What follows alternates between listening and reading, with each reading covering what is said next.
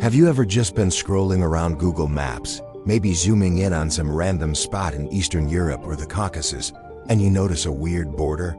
Something that looks a little off, or outlines an area you've never even heard of? Well, I found one. And it belongs to a country that officially died in 1991. It had all the trappings of a real nation, its own money, a standing army, even a national flag, but it vanished so quickly that most history books just skip right over it.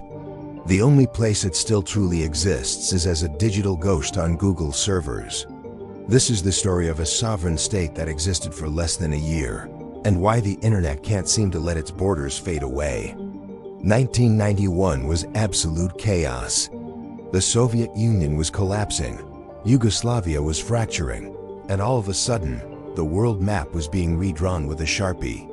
In this wild scramble for identity, freedom, and territory, countless short-lived political entities just popped up out of nowhere. And these weren't just protests. These were full-on declarations of sovereignty. Our ghost nation was one of them. Driven by deep-seated historical and ethnic tensions, and the sudden power vacuum left by Moscow, local leaders declared full independence, often setting up shop literally overnight. Now think about what that actually takes. To be a real country, you need more than just a declaration on a piece of paper. You need infrastructure. This particular breakaway state managed to print its own currency. We're talking actual bills with local heroes on them, maybe only used for a few months, but they exist. They created their own postal service.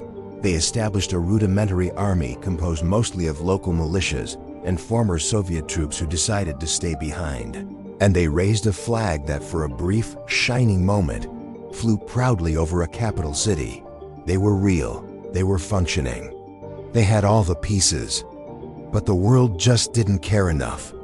Sovereignty isn't just about what you declare yourself to be. It's about recognition from other countries.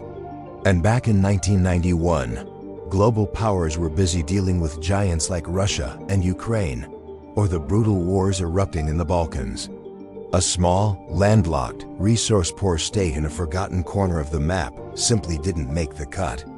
They lacked the political clout, the economic sustainability, and crucially, they lacked the military power to fend off their larger neighbors who saw their territory as rebellious provinces, not independent states.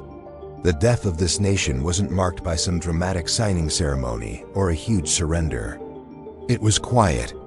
It was an economic stranglehold, or maybe a swift, localized military action that barely even made the news outside the immediate region. One day, the border guards wore the new uniform. The next day, they were back in the old one. The currency they had printed became useless wallpaper. The provisional government just dissolved back into local government structures. By the time Christmas arrived in 1991, the independent nation was, for all intents and purposes, officially dead. So why do we care today? Because of Google Maps.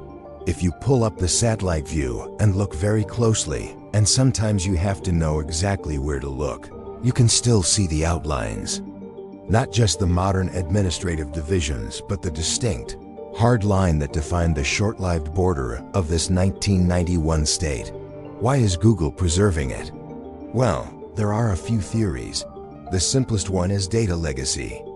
Google Maps draws its geographical data from hundreds of different sources: old political atlases, governmental data feeds, and historical GIS data. In the messy transition of the early 90s, some of those datasets labeled this area as a functioning, independent political entity, even if it was only for 6 months. When Google compiled all its map layers, that border was accidentally, or perhaps even intentionally, retained as a historical or de facto administrative boundary that just hasn't been properly purged or updated to reflect international recognition. It's a glitch in the historical matrix, preserved by algorithms that don't understand context. Another, more intriguing possibility is that these lines represent current *de facto control, even if they aren't internationally recognized. Sometimes, a region might operate with functional independence, issuing its own permits and governing its own affairs, despite what the official map says. But in the case of our 1991 state, it truly is gone. The line we see on Google is a pure digital relic, a phantom limb of history. It's a powerful reminder that history isn't static, and neither is the map on your phone.